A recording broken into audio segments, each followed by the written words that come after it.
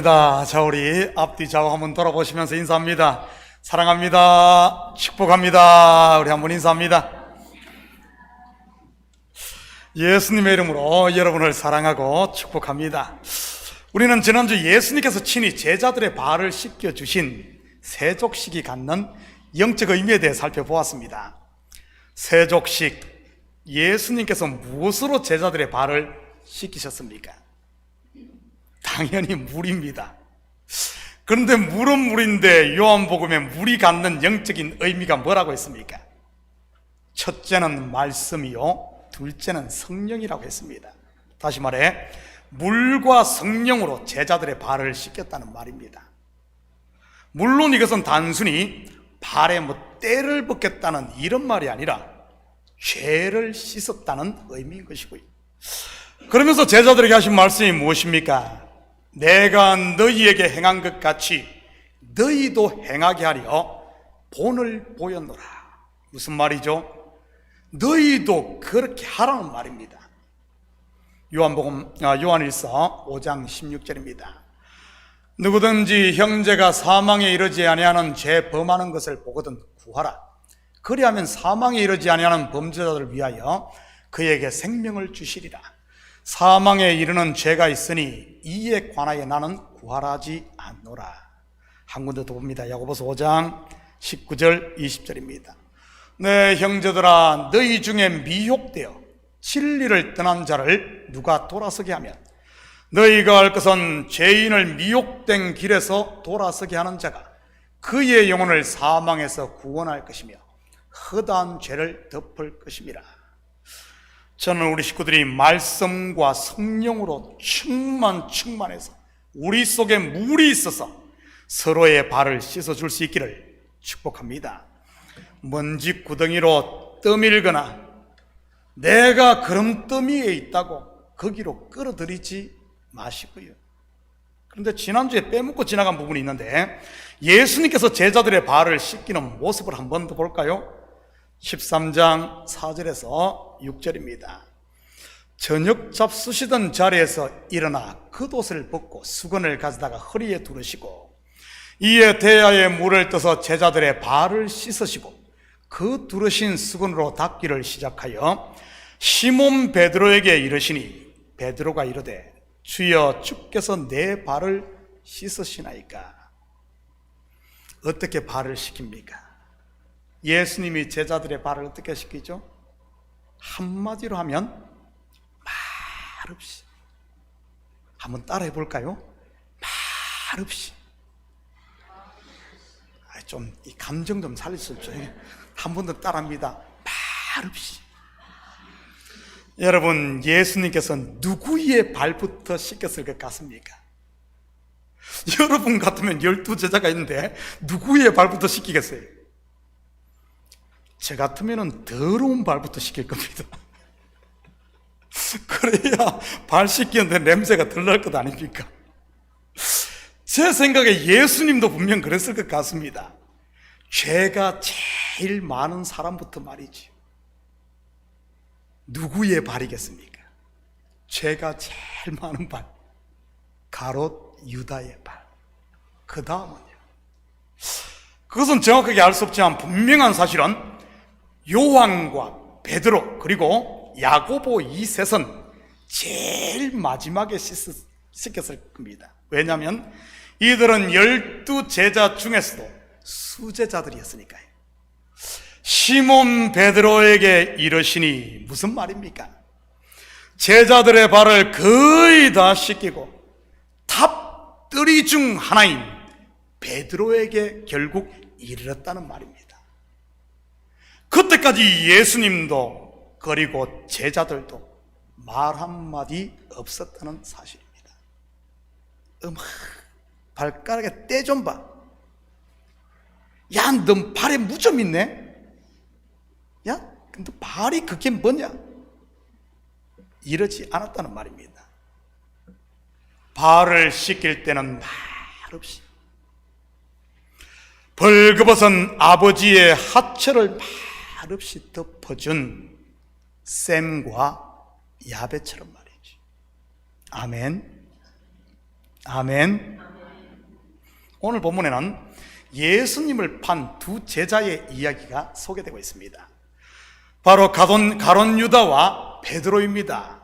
가룟 유다는 돈으로 팔고 베드로는 양심으로 팔고, 둘 다 스승을 팔았음에도 그 둘의 결과는 하늘과 땅 차이가 납니다. 하나는 돈도 명예도 사랑도 그리고 영생도 모두 잃어버리고, 또 하나는 전부를 다 얻었으니 말이지. 먼저 왜 가룟 유다가 모든 것을 잃었는지 살펴보도록 하겠습니다. 21절입니다. 예수께서 이 말씀을 하시고 심령이 괴로워 정언하여 이르시되 내가 진실로 진실로 너희에게 이르노니 너희 중 하나가 나를 팔리라 하시니. 왜 예수님의 심령이 이렇게 괴로웠을까요? 제자에게 배신당해서일까요? 네가 나를 배신해 하면서? 아닙니다. 오히려 그 반대입니다. 알아들으라고 그렇게 말을 해도 알아듣지를 못했기 때문인 겁니다. 바로 앞 식사 자리에서도 말을 했고 발을 씻을 때로 말씀했지 않습니까? 너희가 깨끗하나 다는 아니니라고 말이지요. 다른 사람은 몰라도 예수를 팔려고 마음을 먹은 가룟 유다 자신은 알 것 같았다. 모르는 척 하는 것일까요? 아니면은 정말 모르는 것일까요? 여러분 생각은 어떻습니까? 모르는 척 하는 것이겠습니까? 아니면은 정말 모르는 것이겠습니까? 제 생각에는 정말 모르는 겁니다. 자기 속에 갇히거나 마귀가 역사하면 제일 먼저 이 귀부터 막으니 말이지. 눈을 가리고 마음을 둔하게 하기 때문에 알지 못하는 겁니다. 이것은 예나 지금이나 마찬가지고요. 한마디로 사오정이 되게 만드는 것입니다. 그러니 말하는 사람과 주위 사람이 얼마나 답답하겠습니까? 22절입니다. 제자들이 서로 보면 누구에게 대하여 말씀하시는지 의심하더라. 그거 보십시오. 제자들이 깝깝해 난리가 나지 않습니까? 나한테 말하나? 욱하는 성질이 있는 베드로에게 말하나? 아니면은 평소에도 의심이 많았던 의심 많은 도마에게 말하나? 하면서 말이지. 답답한 사람이 우물 판다는 우리 속담도 있듯이 결국 누가 났습니까? 베드로입니다. 그런데 재미있는 사실은 베드로가 직접 예수님께 묻지 않고 어떻게 하죠? 예수님 옆에 있는 요한에게,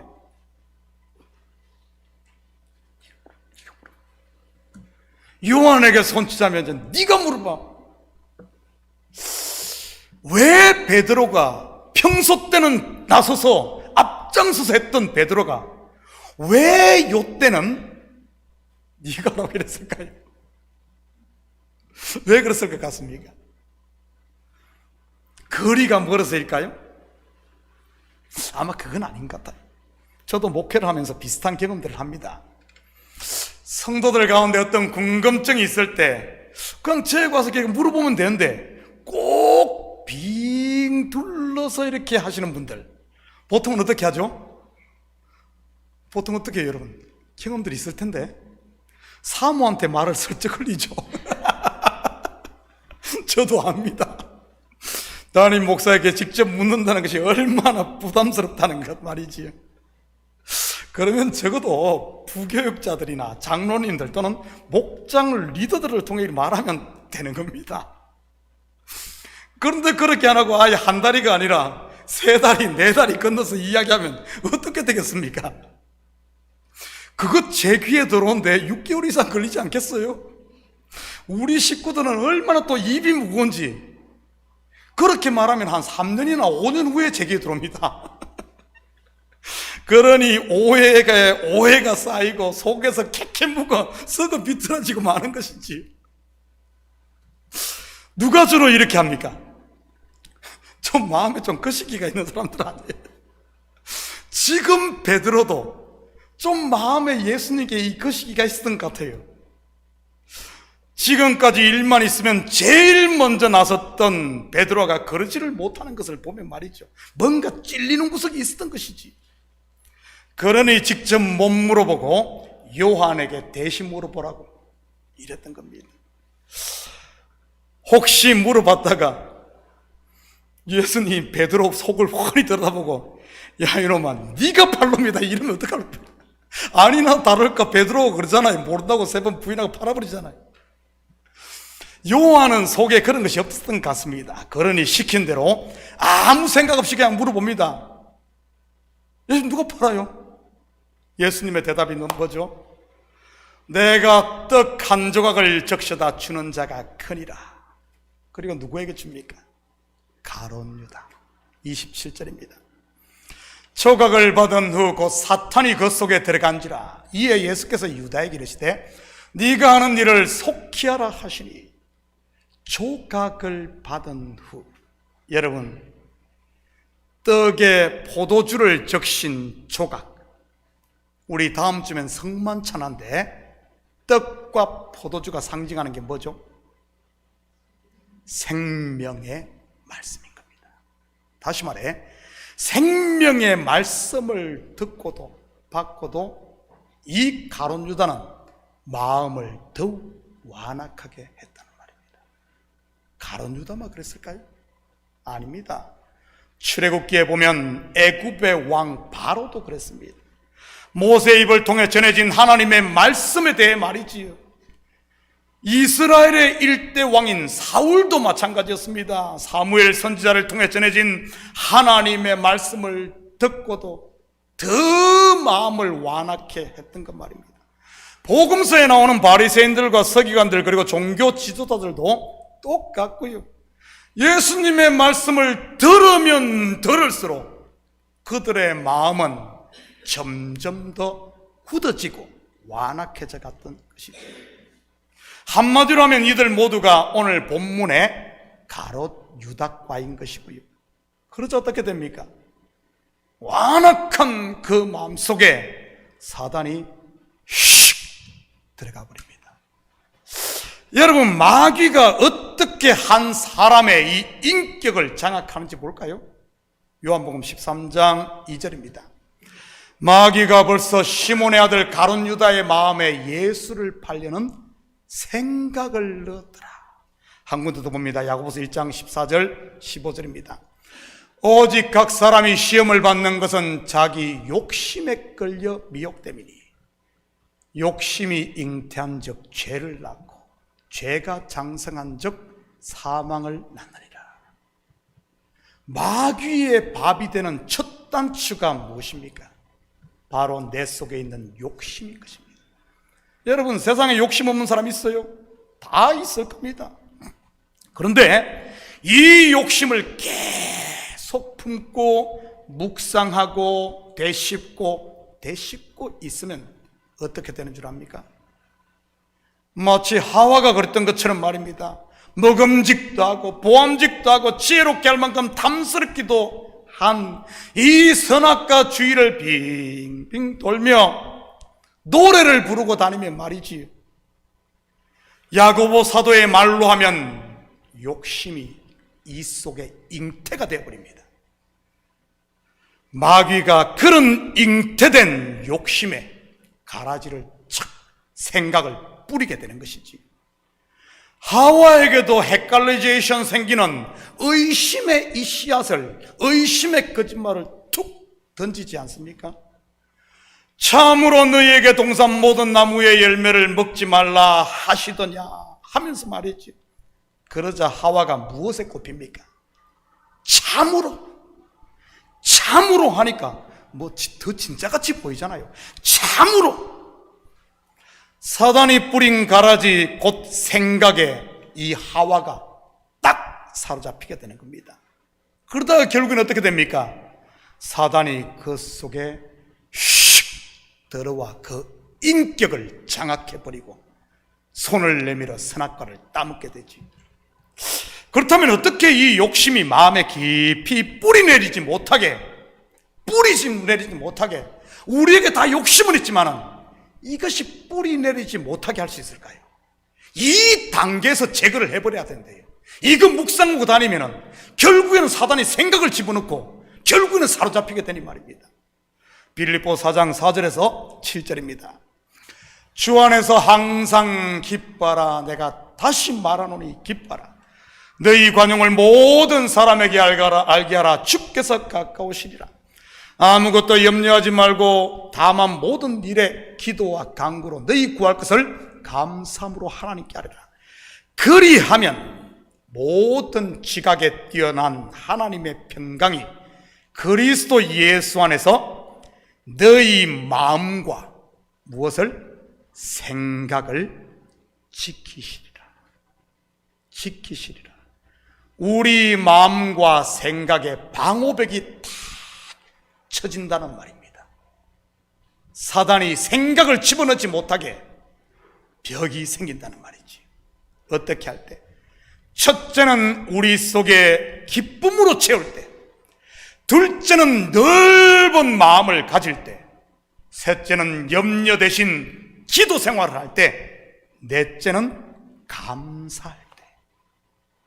그러면 마음에 평강이 있고 욕심이 틈을 타지 못하는 겁니다.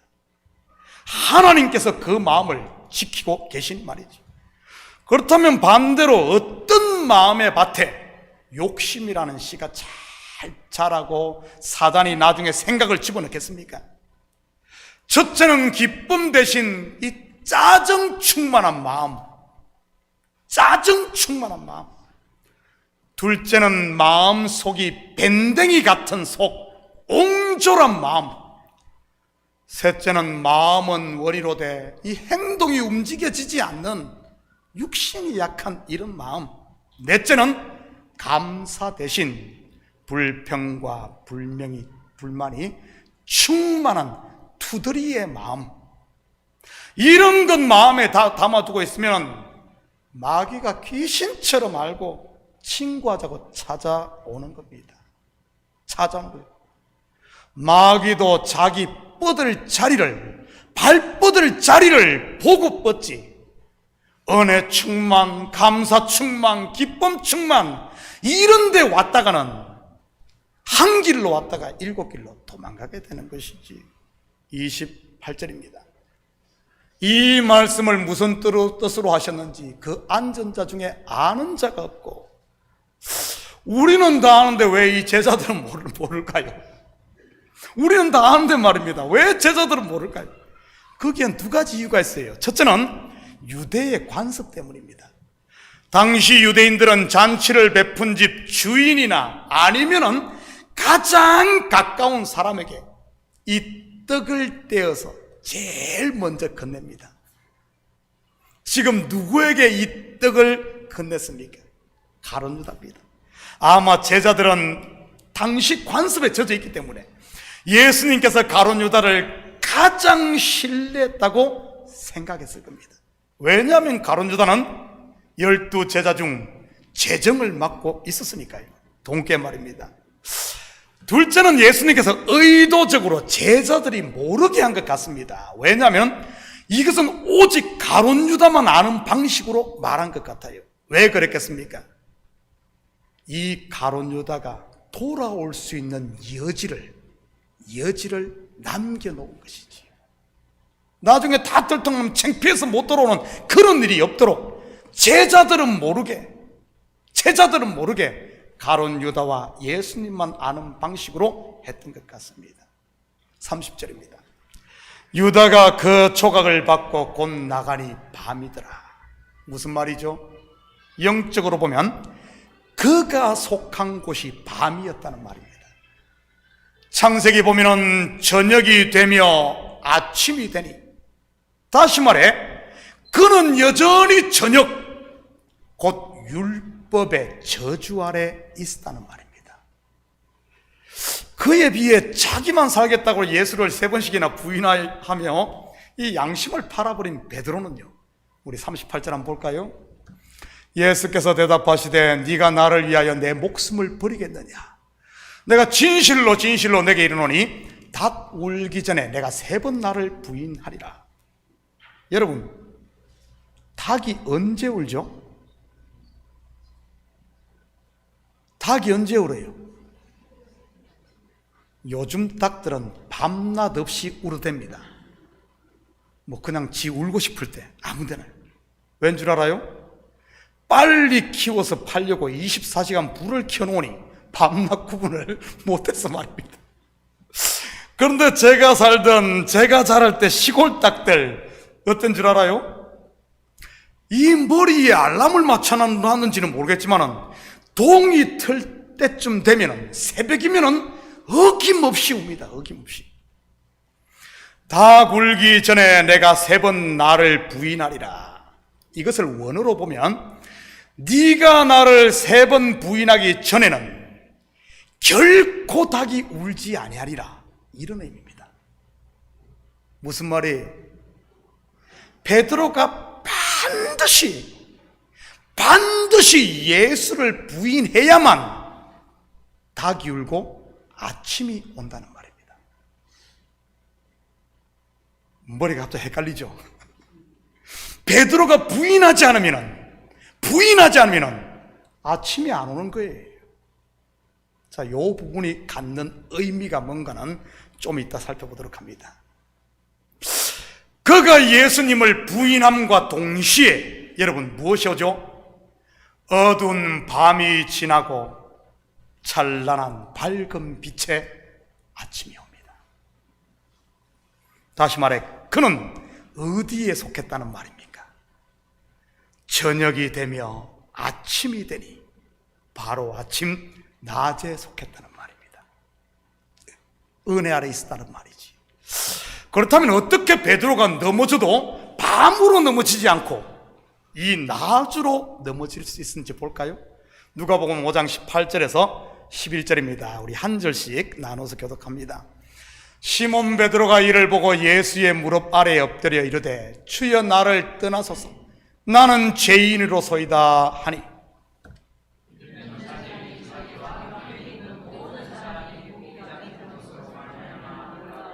세베대의 아들로서 시몬의 동업자인 야고보와 요한도 놀랐습니다.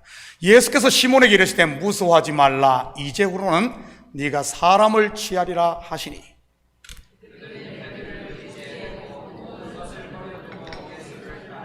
이 장면은 베드로가 콜링을 받는 장면입니다.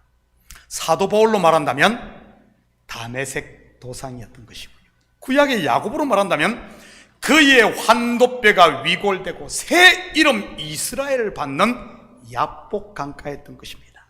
다시 말해 그는 거듭난 사람이었다는 말이지. 지난주 우리 세족식 설교로 말하면 이 베드로는 이미 목욕한 사람이라는 말입니다.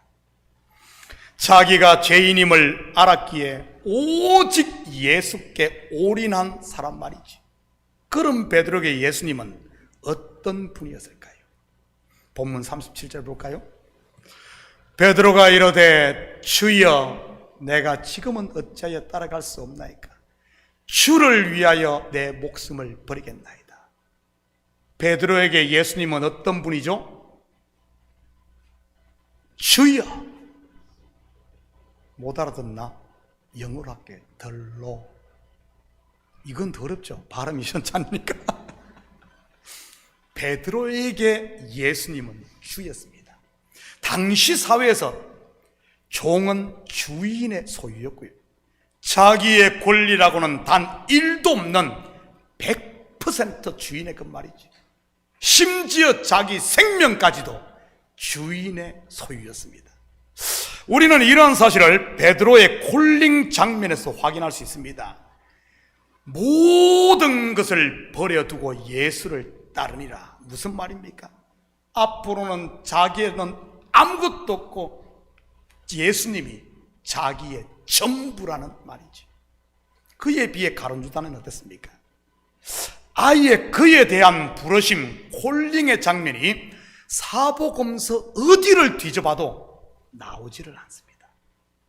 뿐만 아니라 그는 단 한 번도 예수님을 주라고 고백하지 않습니다. 주로 부르지 않아요. 그러면 뭐라고 불렀을까요? 바로 랍비입니다. 물론 랍비는 선생이라는 뜻이고요. 확인합니다. 마태복음 26장 25절입니다. 예수를 파는 유다가 대답하여 이르되 랍비여 나는 아니지요. 대답하시되 네가 말하였도다 하시니라. 그렇다면 유다가 예수님을 판 이유가 무엇인지 볼까요? 마태복음 26장 15절 16절입니다. 내가 예수를 너에게 넘겨주리니 얼마를 주겠느냐 하니 그들이 은 30을 달아주거늘 그가 그때부터 예수를 넘겨줄 기회를 찾더라. 돈꾀를 맡았던 가룟 유다, 결국 돈 때문에 예수를 팝니다. 아무튼 그는 언제나 돈과 함께 나오는 것을 보게 됩니다. 마리아가 옥합을 깨뜨려 향유를 예수님의 발에 부었을 때도 불쑥 끼어들어 한 말이 뭐죠? 이 향유를 어찌하여 300데나리온, 이 큰 1년치 연봉, 돈이 눈앞에 있는데 왜 돈을 안 잡고 돈을 회수하지 않냐고 끼어들지 않습니까? 한마디로 그는 일만하게 뿌리가 되는 돈을 사랑한 자였다는 말입니다. 그렇다면 돈을 사랑했다는 말이 무엇이겠습니까? 마태복음 6장 24절입니다. 한 사람이 두 주인을 섬기지 못할 것이니 혹 이를 미워하고 저를 사랑하거니와 혹 이를 중히 여기고 저를 경히 여김이라. 너희가 하나님과 재물을 겸하여 섬기지 못하느니라. 여러분, 사람들이 왜 돈을 사랑하죠? 돈 냄새가 좋아서 그렇습니까? 돈의 그림이 좋아서 그래요? 그렇다면 왜 돈을 사랑합니까? 다들 얼굴을 보니까 안 사랑하는 척, 나는 돈 안 사랑해, 나는 뭐 돈 있어도 그만 없어도 그만, 다 이러고 있는데 다 보여. 안 사랑하는 사람 누가 있어요? 돈을 안 사랑한다면 왜 성경에 이 이야기를 했겠어요? 왜 돈을 사랑하죠? 바로 돈은 힘이기 때문에 그렇습니다. 힘, 다르게 말하면 돈에는 파워가 있다는 말입니다.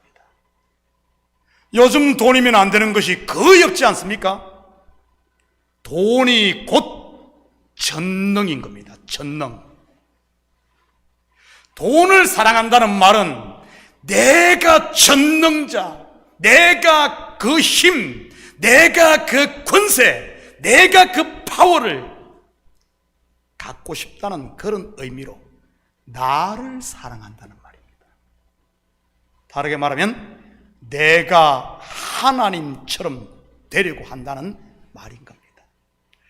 뱀의 거짓에 속아 하와가 추구했던 바로 그 탐욕, 하나님을 떠난 인생들이 바벨탑을 쌓아 도달하려고 했던 바로 그 자리, 어디죠? 하나님과 같이 되는 것, 하나님의 자리인 겁니다. 이것이 자기 배인 것이고요, 배를 신으로 삼는 것 말입니다. 내 배를 하나님으로 삼는 것. 빌립보서 3장 19절입니다. 그들의 마침은 멸망이요 그들의 신은 배요 그 영광은 그들의 부끄러움에 있고 땅의 일을 생각하는 자라. 가룟 유다가 배가 터져 죽었다는 말이 이것을 염두에 두고 한 말입니다. 그가 쌓았던 바벨탑이 무너졌다는 말 말이죠. 하나님과 같이 되려고 했다가 신라권 나곤에서 쫓겨난 이야기. 반면 베드로는요, 베드로에게 주인은 누구입니까? 예수님입니다. 결국 베드로가 예수님을 3번씩이나 부인했다는 말은 누구를 부인했다는 말입니까? 자기는 자기가 아니요, 자기는 예수님의 종으로, 예수님의 것, 예수님의 소유, 예수님과 하나 된 존재입니다. 거듭났기 때문에, 온전히 은혜 아래 있기 때문에. 그래서 베드로가 예수님을 부인했다는 말은 결국 영적으로 깊이 들어가 보면 자기를 부인했다는 겁니다. 조금 어려울 거예요. 그렇지만 잘 들으십시오. 그래서 베드로가 부인하고 나니까 아침이 온 겁니다. 베드로의 예수님을 지금까지 따라다니는 소망이 뭡니까? 오직 예수, 그 소망을 거기다 다 두었어. 거기다 다 두었는데 그 소망을, 예수를 부인했다는 말은 그 소망, 내가 육에서 나오는 이 모든 소망을 부인했다, 포기했다는 겁니다. 그러자 어떤 일이 일어납니까? 예수님이 십자가에 죽어 촥 쳐집니다. 그때 베드로도 어떻게 되죠? 베드로도 같이 죽습니다. 그렇게 큰 소리 치고 힘있고 내가 예수님 지킨다고 큰 소리 쳐던 베드로도 예수님이 죽자 그도 축 쳐져 버립니다. 예수님이 죽을 때 함께 죽는 겁니다. 가룟 유다는 뭐 했게요? 돈 세고 있었지. 이 갖고 뭐 할까? 쓸 데가 없어. 그래서 갖다 도로 줘버립니다. 여러분, 죽은 베드로, 예수님이 십자가에 못 박힐 때 그의 욕망, 그의 꿈, 육신의 생각 다 부인되고 같이 죽었던 베드로, 예수님께서 죽음의 권세를 깨뜨리고 일어나자 어떻게 되죠? 베드로도 같이 살아나는 겁니다. 같이 살아나는 거예요. 아침이 밝은 거죠. 그리고 새 계명과 함께 새 사명이 부여되고, 먼저 새 계명이 무엇입니까?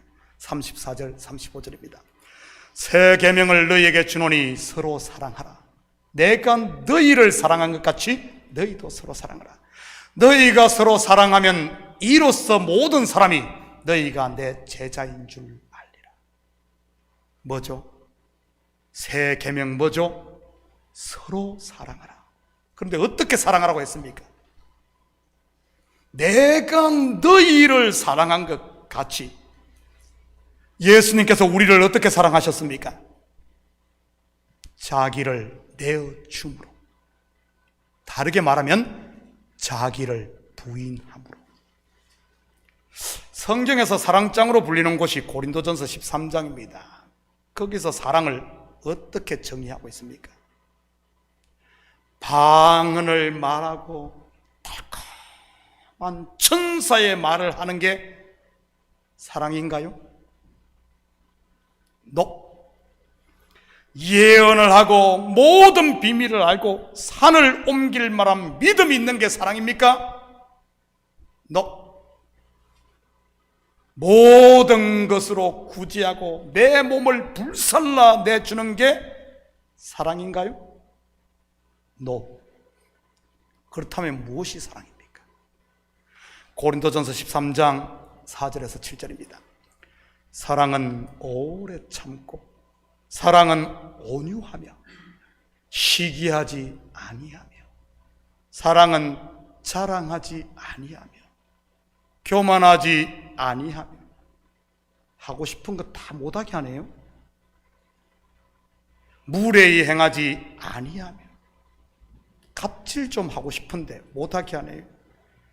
자기의 유익을 구하지 아니하며 성내지 아니하며. 성 안 내면 이 속에서 우라통 터지는데 어떡하죠? 악한 것을 생각하지 아니하며 불의를 기뻐하지 아니하며 진리와 함께 기뻐하고 모든 것을 참으며 모든 것을 믿으며 모든 것을 바라며 모든 것을 견디느니라. 여기에 가장 많이 반복되는 단어가 뭡니까? 이거 내가 한번 설교를 했는데 뭐죠? 가장 많이 반복되는 단어가 뭐예요?